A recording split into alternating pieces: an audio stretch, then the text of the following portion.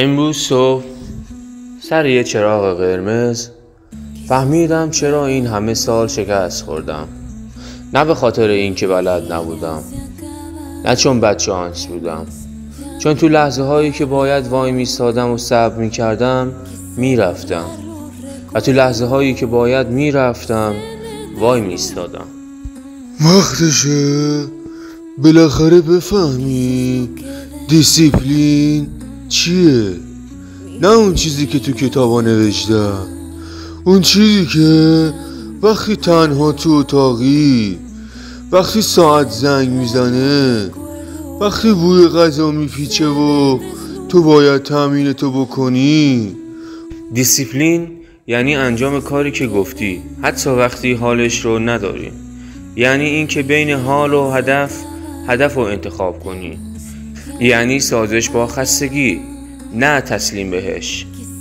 کریستالی گفت دیسیپلین یعنی ساختن یک دستورالعمل ذهنی ثابت، یعنی انتخاب بین دو درد نظم یا درد پشیمونی.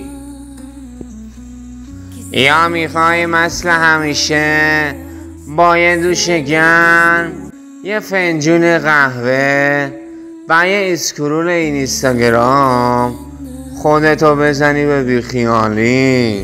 اولین باری که خواستم دیسیپلین داشته باشم شکست خوردم. اون بار که فکر کردم از فردا شروع میکنم و اون فردا هیچ وقت نیامد. تو لازم نیست از اول بی‌نقص باشی، فقط یک بار بیشتر از دیروز بیست. مغزت دنبال پاداش فوریه. ما باید پاداش رو از آینده بکشیم به حال. و اگه شکست خوردی چی؟ همه چی خراب میشه. بذار بیخیال شی، دوباره از شنبه شروع میکنی. هسته این بخش 4 ستون دیسیپلین ذهنی. 1. تصمیم ثابت، نه تصمیم لحظه‌ای، بلکه تصمیمی که حتی وقتی حالت بد شد بمونه. 2. قرارداد با خود، مثل نوشتن، امضا، اعلام، مثل یک قرارداد واقعی، هر روز چک کردنش. 3. تشویق به جای تنبیه، تمرکز روی پیشرفت‌های کوچیک نه شکست‌ها. و 4. تکرار ناخوشایند، ساختن عادت با تکرار کارهای بیحال کننده با مقاومت نه فرار. مثال واقعی برات بزنم، تمرین بدنسازی با خستگی، مثلا ترک اینستاگرام برای 7 روز، پایبندی به زمان بیداری.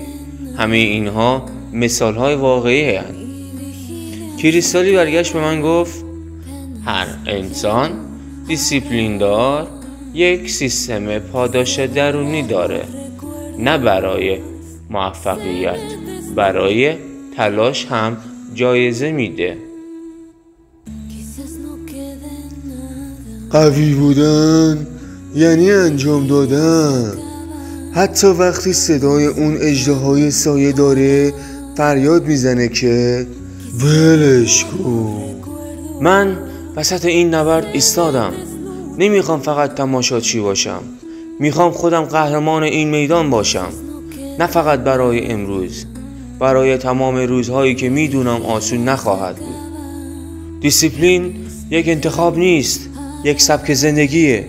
از امروز، هر روز، هر ساعت، هر دقیقه انتخابم رو تازه میکنم. امروز یه پله بالاتر رفتی و یادت باشه ما قربانی شرایط نیستیم، ما نویسنده زندگیمونیم. قوی بمون.